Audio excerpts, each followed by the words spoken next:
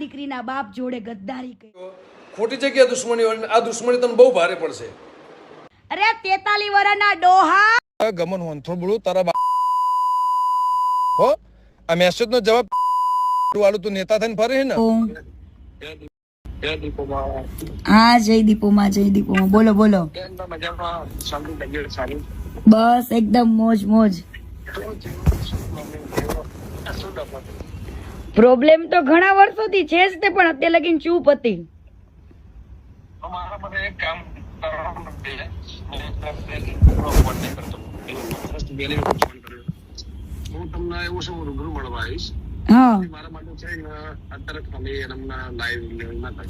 નહીં પણ આની અંદર કોઈ સમાધાન નો હાથ નહીં કઈ મારે કેવું છે જ નહીં પણ દુનિયાને ખબર પડવી જોઈએ કે વ્યક્તિ શું છે.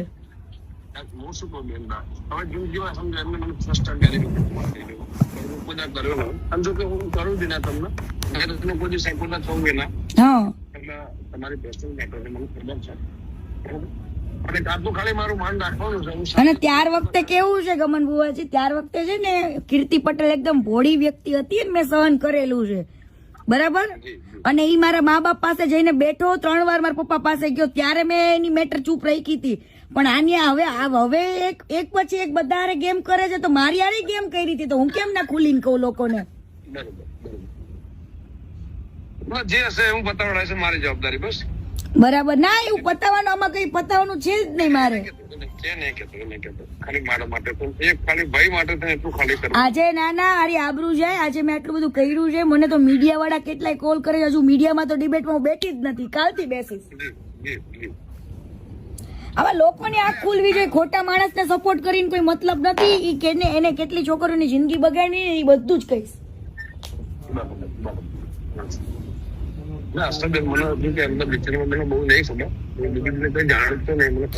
મેં તો સાથે કામ કરેલું છે ઘણા 1 વર્ષ સુધી એટલા માટે. અને અત્યાર સુધી કદાચ અમે લોકો એકબીજાને ફોલો કરતા હતા ને તો ઈ તો એટલા માટે ફોલો કર્યું હતું કે એને મારા મા બાપ ને કીધું હતું. મેં કીધું ઈ અનફોલો કરે એ ખબર પડે જ ને લોકોને. મારા માટે એક કામ કરશો, ખાલી આજનો દિવસ બંધ રાખશો. કાલે હું તમને એવું છે રાત્રે તમને રિંગ કરું, વોટ્સએપ કોલ કરું, તો હું તમને રૂમે જઈને ફેમિલી છે રૂમે જઈને શાંતિથી કોલ કરું. છોકરા લઈને ખાલી ફરવા આવ્યો અને આજનો દિવસ મારું મન રાખજો.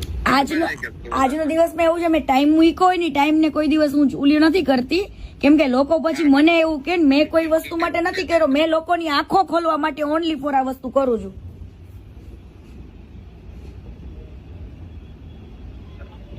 હેલો બરાબર.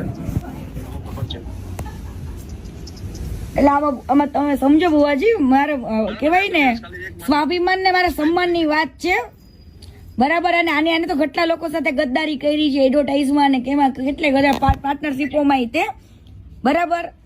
એને બધે માલિક જ બનવું છે. અમને લોકો જયારે કામ કરતા ને અમારી કદર નથી કરી.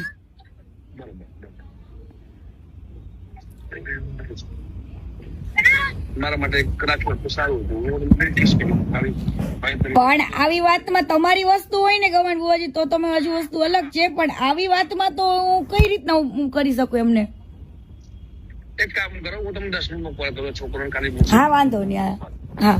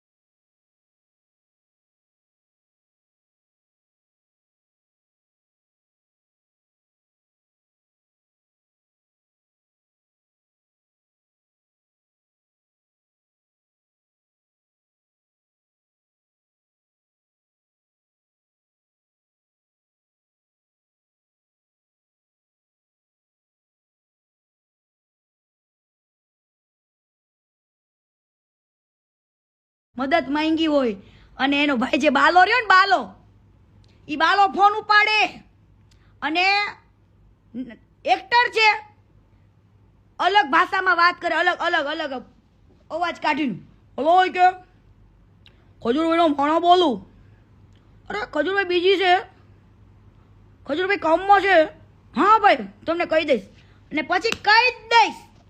પછી માણસ 100 કોલ કરે ને તો ફોન ન ઉપાડે. એવા ઘણા લોકોએ મને વિડીયો બનાવીને સેન્ડ કર્યા છે કે કીર્તિબેન ખજૂરભાઈને કહો ને અમારે જરૂર, અને એવા લોકો કે જેને હકીકતે જરૂર હોય એવા લોકોને નહીં, પણ આ લોકો બિઝનેસ ચલાવે છે, બિઝનેસ. હું તમને કહું કેવો બિઝનેસ. હવે ઘર બનાવવા માટે પહેલા તો કાને 10 લાખ રૂપિયાના પોતાના વાપરીને કરોડો રૂપિયા કમાઈ લીધા, લાખો રૂપિયા કમાઈ લીધા. પછી રેતી સેવાના નામે આવે, ઓછા પૈસામાં આવે. સિમેન્ટ સેવાના નામે આવે, ઓછા પૈસાના નામે આવે. ઘર બનાવવા માટે કડિયા સેવાના નામે આવે.